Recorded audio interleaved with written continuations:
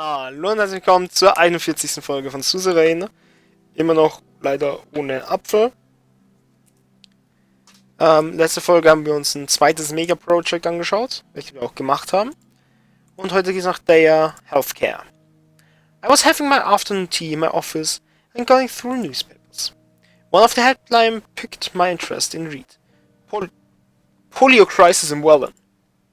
Before I could start reading, I heard a couple of knocks. Pascal entered following Belution. Oh god, Pascal. Mr. President, it's time for the scheduled healthcare meeting. Good afternoon. Please take your seats. They have taken their seats and Pascal produced documents from his suitcase. He put them on the table. Pascal looked at the newspaper I was reading. But very troubling news from Welland, Mr. President. I have just returned from a meeting with our top scientists on the matter of polio. It seems to be spreading.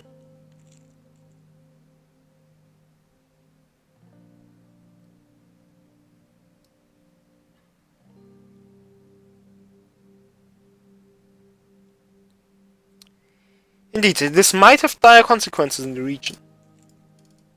He nodded. What I was told by our researchers was that with the current infection rate, there will soon be millions of people affected by polio.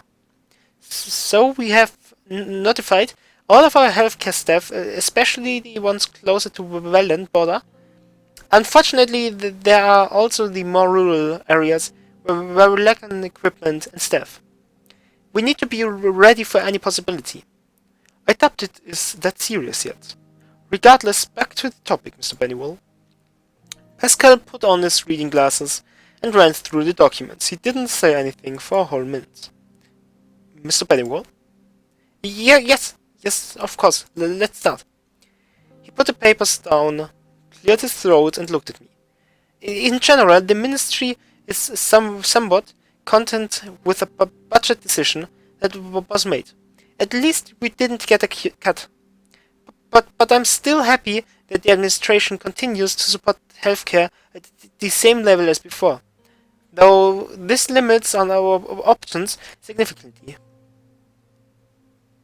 Our health service seems to be working fine and don't require more investment. I'm sure we can improve what we have.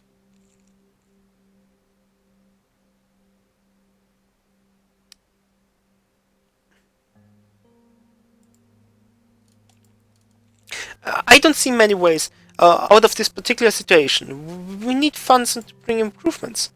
As you know,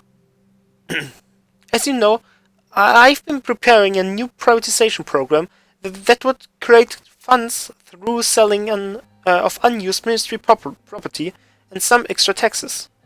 It might not go against our strategy to promote a market economy, but I'm personally against privatization of government services. Such vital services must be under state control. Aside from creating additional funds, there's a long-term problem with privatization in a country like Scotland. What are those problems? People are already lacking proper healthcare, even though it is free. What happens when you privatize? Prices increase as state hospitals close due to sales. We will prevent the worst-case scenarios.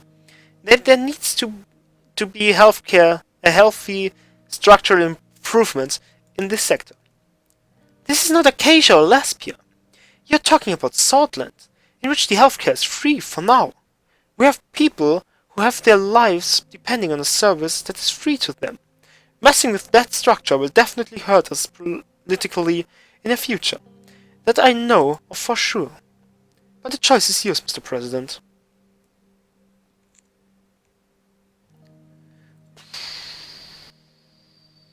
Boah, das ist jetzt eine gute Frage. Ich bin natürlich, normalerweise bin ich einer,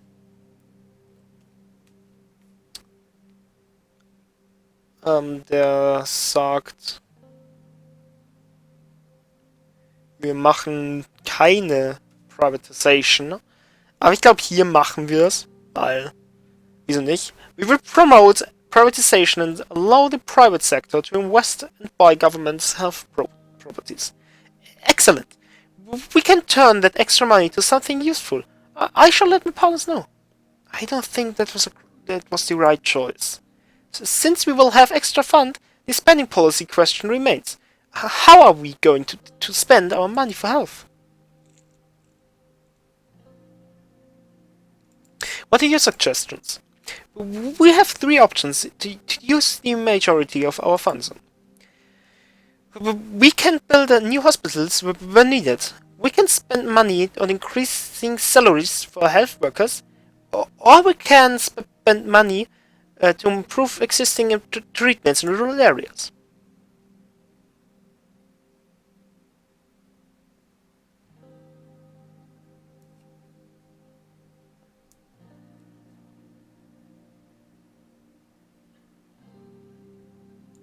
Improving treatments in rural areas is a must. It will prevent mistreatment, disease, and sickness.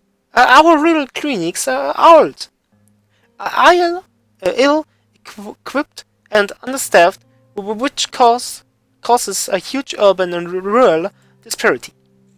It is one of the causes of maternal deaths and other sicknesses, which I want to solve within this term. Reports have shown that minor epidemics are spreading in certain areas, due to old facilities with a lack of hygiene and equipment. I believe improving treatments in rural areas should be our focus, Mr. President.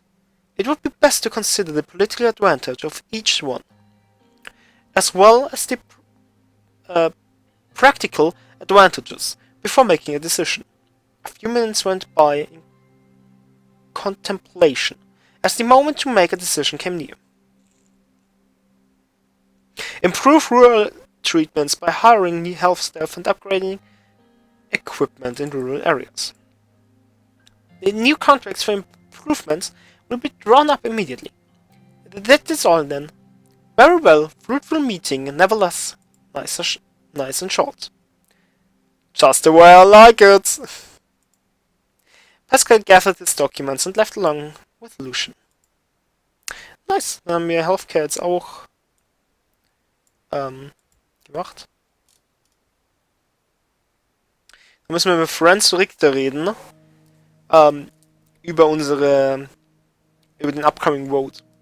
Aber dann würde ich sagen, das machen wir als nächste Folge. Lasst noch ein Like und ein Abo, wenn es euch gefallen hat. Schaut beim nächsten Mal vorbei. Und